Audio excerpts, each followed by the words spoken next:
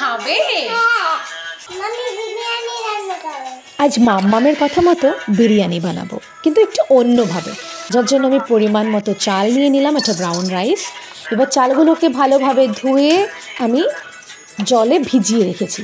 এরপরে সয়াবিনগুলোকে আমি জলে ভালো করে প্রথমে ধুয়ে নিয়েছি, তারপরে সেদ্ধ বসিয়ে দিয়েছি, এর মধ্যে একটু লবণ দিয়ে দিয়েছি। এইবারে 4টে থেকে 5টা মতো আলু এইভাবে আমি কেটে নিয়েছি। কেটে আলুগুলোকে প্রথমে ধুয়েছি, তারপরে কাটার পর আবার ধুয়েছি। এরপর ওই আলুর মধ্যে লবণ, হলদি আর একটু তিল, আমি প্রায় ভাজাতে একটু তিল দিয়ে দিই, দিয়ে আর তার মধ্যে ম্যাগি মশলা ছিল তাই দিয়ে ভালো করে আমি মাখিয়ে নিয়েছি।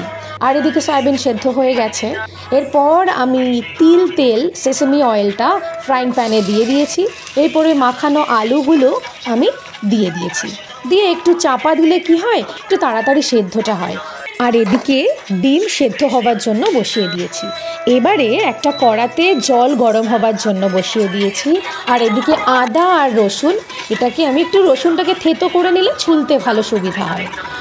তারপর জলটা গরম হলে ওর মধ্যে আমি ভেজানো চালগুলো সেকে ওর মধ্যে দিয়ে দিয়েছি গরম জলে, আর আদা রসুনের পেস্টটা করে নিয়েছি।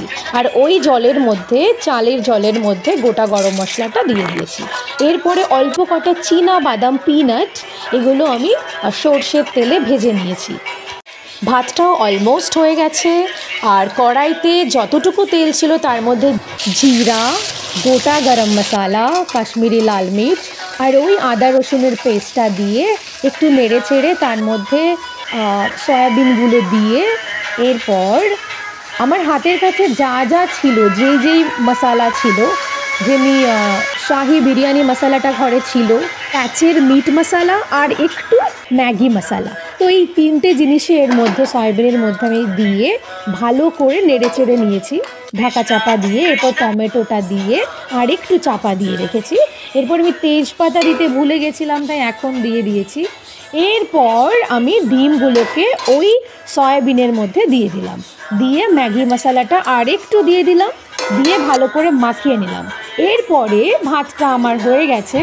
ভাতের মধ্যে দিয়ে দিলাম ঘি, আর এই ঘিটা না আমি মায়াপুর থেকে এনেছিলাম। ঘিটা আমি মায়াপুর থেকে এনেই খাই, কারণ এটা আমার ভীষণ ভীষণ ভালো লাগে মন থেকে। দিয়ে আমি একটু লবণ দিয়ে দিয়েছি আর 2-4টে কাঁচা লঙ্কা দিয়ে দিয়েছি। লঙ্কাটা বেশি সেদ্ধ হয়ে গেলে আমার ভালো লাগে না, তাই সবসময় আমি লাস্টের দিকেই দিই।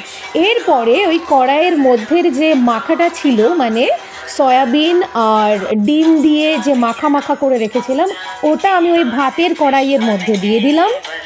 আর ওই যে তিল দিয়ে আলু ভেজেছিলাম সেটা আমি ওর মধ্যে, এই ভাতের মধ্যে দিয়ে দিলাম। আর তার মধ্যে পিনাট বাদামটাও ভাজা ছিল, চীনা বাদাম, সেটাও ওই একই সাথে দিয়ে দিয়েছি। এবারে সব কিছুকে একত্রে 1 মিনিটের মতো ভেজে নিয়েছি।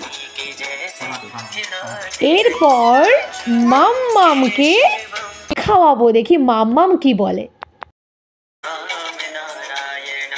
Oh, Papa, how is the taste? Very good. মাম্মামের কিন্তু আমার এই বানানো বিরিয়ানিটা ভীষণ প্রিয়, আর ওর থেকে ইন্সপিরেশন পাই বলেই আমি মাঝে মাঝেই ওর জন্য এই বিরিয়ানিটা বানাই। খুব অল্প কিছু ইনগ্রিডিয়েন্ট লাগে, বাট ভীষণ ভীষণ ভীষণ টেস্টি হয়। বাড়িতে ট্রাই করে দেখবেন, খুব অল্প সময় লাগে, উইদিন 30 মিনিটসের মধ্যে হয়ে যায়।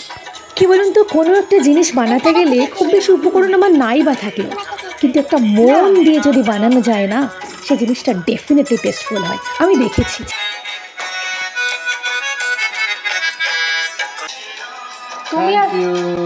Thank you. তুমি বলো thank you. Very good.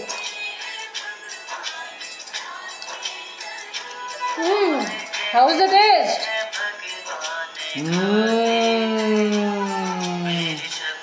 Yay! Thanks for watching. Hare Krishna.